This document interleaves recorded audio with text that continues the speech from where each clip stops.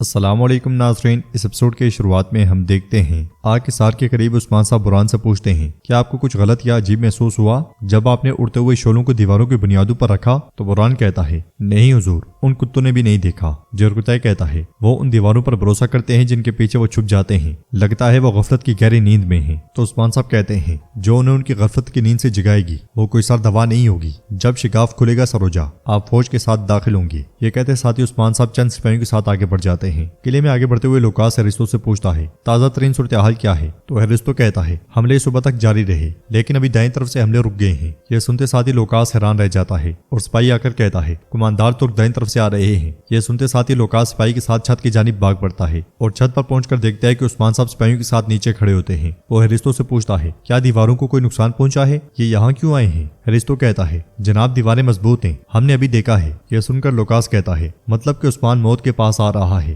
عثمان صاحب لوکاس سے کہتے ہیں دیکھتے ہیں کہ کیا دیواریں تمہیں مجھ سے بچا سکتی ہیں؟ لوکاس کہتا ہے وہ ہماری حدود میں ہیں، چلو تیر انداز ہو۔ تیر انداز جیسے ہی تیار ہوتے ہیں عثمان صاحب ہاتھ میں آگ والا تیر لے کر قلعے کی جانب گھوڑے کو دوڑا دیتے ہیں۔ یہ دیکھ کر لوکاس کہتا ہے جال، یہ ایک جال ہے، دیواروں سے اترو۔ یہ کہتے اور سنتے ساتھ ہی وہ سب بھاگ پڑتے ہیں اور عثمان صاحب تیر بارود پہ دے مارتے ہیں جس سے زوردار دھماکہ ہوتا ہے، دیوار ریزہ ریزہ ہو جاتی ہے، راستہ بنتا ہے اور عثمان صاحب سپاہیوں کے ساتھ دعویٰ بول دیتے ہیں۔ جو بھی کافر ان کے سامنے آتا ہے مارا جاتا ہے۔ لوکاس آگے بڑھتے ہوئے کہتا ہے مقدس رومی سلطنت کے حقیقی مالکان، جو تمہارا ہے اس کی حفاظت کرنے کے لیے، ترکوں کو روکنے کے لیے تم اپنے خون کے آخری قطرے تک لڑو گے۔ آؤ عثمان آؤ، اپنی موت کے پاس آؤ۔ اس لمحے عثمان صاحب وہاں پہنچتے ہیں اور وہاں ایک شدید لڑائی شروع ہو جاتی ہے۔ عثمان صاحب پہلے حلے میں ہی کئی کافروں کو جہنم واصل کر دیتے ہیں۔ لوکاس بھی بے دردی سے سپاہیوں کو شہید کرتا ہی چلا جاتا ہے۔ ایک طرف برہان اور جیرکتائی، دوسری طرف ہیرستو بھی اپنی مہارت دکھا رہا ہوتا ہے۔ اسی لمحے سروجا سپاہیوں کے ساتھ وہاں داخل ہو جاتا ہے اور داخل ہوتے ساتھ ہی وہ بھی کافروں پہ ٹوٹ پڑتا ہے۔ بڑھتی ہوئی تعداد دیکھ کر لوکاس کہتا ہے لعنتو، صوفیہ کہاں ہو تم؟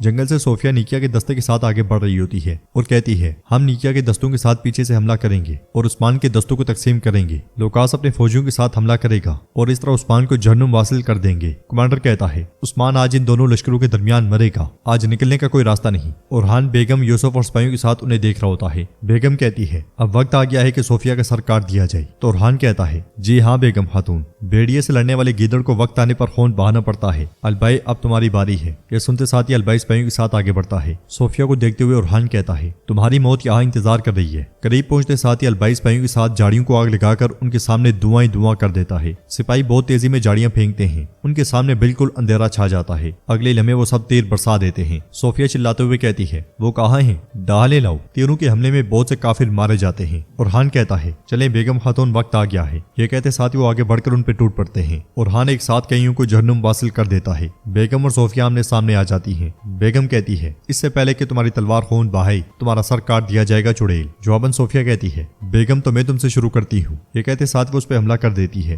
یوسف بھی بازنطینیوں کو جہنم کی راہ دکھا رہا ہوتا ہے۔ نیکیا سے آنے والا کمانڈر بھی کئیوں کو مارتا ہی چلا جاتا ہے۔ لڑائی کے دوران البائی ایک جانب دیکھتے ہوئے اورحان سے کہتا ہے کوئی آ رہا ہے، وہ کون ہے؟ اورحان اس طرف دیکھتا ہے تو شامل سپاہیوں کے ساتھ آ رہا ہوتا ہے۔ اورحان کہتا ہے یہ شامل ہے، جاری رکھو۔ گھوڑے چھوڑنے کے بعد شامل بھی سپاہیوں کے ساتھ لڑائی میں کود پڑتا ہے اور اپنے سامنے موجود کافروں کو مارنے کے بعد اورحان سے ہاتھ ملاتا ہے۔ خبر پہنچانے پر اورحان اس کا شکریہ ادا کرتا ہے تو شامل کہتا ہے میں اپنے حضور اور کائی کے لیے اپنی جان بھی قربان کر دوں گا۔ کائی قبیلے میں خواتین مشق کر رہی ہوتی ہیں۔ اسی لمحے علاؤدین قبیلے میں داخل ہوتا ہے۔ اسے دیکھ کر بالا خاتون اور گونجا پریشان ہو جاتی ہیں۔ اس کے پاس آنے پر پوچھتی ہیں عثمان اور اورحان کیا وہ ٹھیک ہیں؟ تو علاؤدین کہتا ہے سب خیریت سے ہیں، اللہ کا شکر ہے، ہم نے قلعے کا محاصرہ کر لیا ہے لیکن منگول سردوں پر واپس آ گئے ہیں۔ ان کا ایلچی بابا کے سامنے حاضر ہوا۔ بالا خاتون کہتی ہے وہ پہلے قبیلے میں آیا تھا، میں نے اسے وہاں سے بھیجا تھا اور ہم سخت حفاظتی اقدامات کر رہے تھے، قبیلہ محفوظ ہے۔ تو علاؤدین کہتا ہے وہ پاگل منگول کیا کچھ کر سکتے ہیں، ہمیں اس کا بخوبی اندازہ ہے۔ عثمان صاحب نے محتاط رہنے کا کہا ہے۔ اس لیے میں توران گھوڑا دوڑاتا ہوا قبیلے میں داخل ہوتا ہے اور کہتا ہے میرے شہزادے بری خبر ہے، منگولوں نے ترکوں کے دیہات پر حملے شروع کر دیے ہیں، انہوں نے سب کچھ جلا دیا ہے۔ یہ سن کر علاؤدین کو بہت غصہ آتا ہے۔ ادھر ایک کے بعد ایک بازنطینی لاش عثمان صاحب کے ہاتھوں گر رہی ہوتی ہے، مگر لوکاس کی تلوار بھی کچھ کم نہیں چلتی اور وہ عثمان صاحب کے سپاہیوں کو مارتے ہوئے کہتا ہے عثمان کاش تم نے اس دیوار کو نہ ڈھایا ہوتا۔ تو عثمان صاحب کہتے ہیں کاش تم مجھ سے کبھی نہ ملے ہوتے۔ نیکیا سے تعاون کا انتظار کر رہے ہو؟ ہاں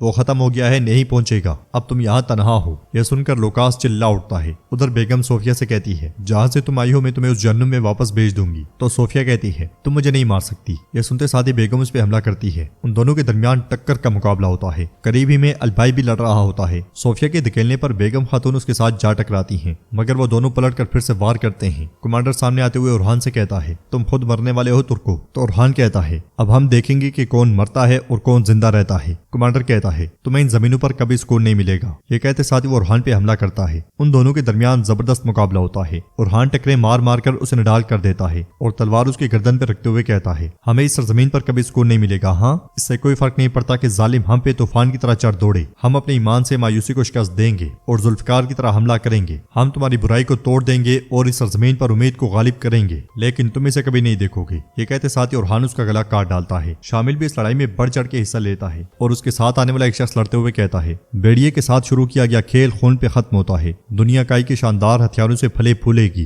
اورحان اور بیگم شاندار انداز میں لڑتے ہوئے دکھائی دیتے ہیں۔ بیگم کی تلوار آب و تاب سے چل رہی ہوتی ہے۔ مسلسل اپنے سپاہی مرتے ہوئے دیکھ کر صوفیہ کہتی ہے لعنت ہو۔ یہ کہتے ساتھ ہی وہ بھاگ جاتی ہے اور آگے بڑھتے ہوئے کہتی ہے تم منگولوں کی وجہ سے اپنی فتح سے لطف اندوز نہیں ہو سکو گی، بھاڑ میں جاؤ۔ صوفیہ کے سب سپاہی مارے جاتے ہیں۔ البائی کہتا ہے صوفیہ بھاگ رہی ہے۔ جواب میں اورحان کہتا ہے ایک دن ہم اسے بھی مار ڈالیں گے، چلو۔ یہ کہتے اور سنتے ساتھ ہی وہ سب آگے بڑھتے ہیں۔ کائی قبیلے میں علاؤالدین سپاہیوں سے کہتا ہے سپاہیوں قبیلے کے ارد گرد اپنی آنکھیں کھلی رکھیں، توران قبیلے کی طرف سے آنے والے تمام راستوں پر نظر رکھو۔ پھر آگے بڑھ کر بالا ہاتھ ان کے ہاتھ کا بوسہ لیتا ہے، ساتھ ان سے کہتا ہے قبیلے کا خیال رکھنا ماں، میں جا کر بابا کو اطلاع دوں گا۔ پھر گونچا سے ملتا ہے تو گونچا کہتی ہے سفر محفوظ ہو۔ اس کے ساتھ ہی علاؤالدین گھوڑے پر سوار ہوتا ہے اور روانہ ہو جاتا ہے۔ گونچا کو پریشان دیکھ کر بالا ہاتون کہتی ہیں کیا تم ابھی تک اس کی عادت نہیں ڈال سکی؟ جب بھی علاؤالدین کسی فریضے پر جاتا ہے تو تمہارا دل دکھتا ہے۔ گونچا کہتی ہے میں خود کو اس کی عادت نہیں ڈال سکی۔ آپ کو اس چیز کی عادت کیسے پڑ گئی ماں؟ آپ کے شوہر اور بیٹے ہمیشہ جنگ میں رہتے ہیں، بتائیں آپ یہ کیسے برداشت کرتی ہیں؟ جواباً بالا خاتون کہتی ہیں ان کی لڑائی میدان جنگ میں ہے اور ہماری یہاں ہے بیٹی۔ ہماری لڑائی اپنے لوگوں کو محفوظ رکھنے اور اپنے خوف کو ایمان سے ڈھانپنے کے لیے ہے۔ میرا دل ہمیشہ دکھتا ہے، نہ صرف عثمان اور میرے بچوں کے لیے لیکن حملے ہوئے گاؤں کے لیے بھی، عالم اسلام اور تمام معصوم لوگوں کے لیے بھی۔ تمہیں بھی اس کی عادت ہو جائے گی۔ آگ کے سار قلعے میں بازنطینیوں کی لاش پہ لاش گرتی ہے۔ سروجائے کو جہنم واصل کرتے ہوئے کہتا ہے میرے بابا کے لیے۔ آئیکوت اور بران بھی مسلسل انہیں کاٹتے ہی چلے جاتے ہیں، مگر لوکاس کی رفتار کم نہیں ہوتی اور وہ بھی بہت سوں کو شہید کر دیتا ہے۔ مگر جب قلعے کی صورتحال کو دیکھتا ہے تو اس کے منہ سے نکلتا ہے لعنت ہو، چلو ہیرستو۔ یہ کہتے ساتھ ہی وہ ہیرستو کے ساتھ بھاگ پڑتا ہے۔ اسے بھاگتے ہوئے دیکھ کر جیورکتائے کہتا ہے میرے حضور وہ بھاگ رہا ہے۔ بلندی پر جا کر لوکاس کہتا ہے آج تم جیت گئے، لیکن کل میں تمہارا دل نکال کر بیڑیوں کے آگے پھینک دوں گا۔ یہ کہتے ساتھ ہی وہ چھت کی طرف بھاگ پڑتا ہے۔ عثمان صاحب کہتے ہیں بزدل بھاگو مت، رکو مقابلہ کرو۔ یہ کہتے ساتھ ہی وہ اپنے سامنے موجود بازنطینی سپاہیوں کو کاٹ کے رکھ دیتے ہیں اور جلدی میں آگے بڑھتے ہیں۔ اور راستے میں بہت سے سپاہی آتے ہیں اور ان سب کا انجام بھی موت ہوتا ہے۔ لوکاس بلندی پر سے رسی نیچے پھینکتا ہے اور ہیرستو سے کہتا ہے اسے ٹھیک سے باندھو۔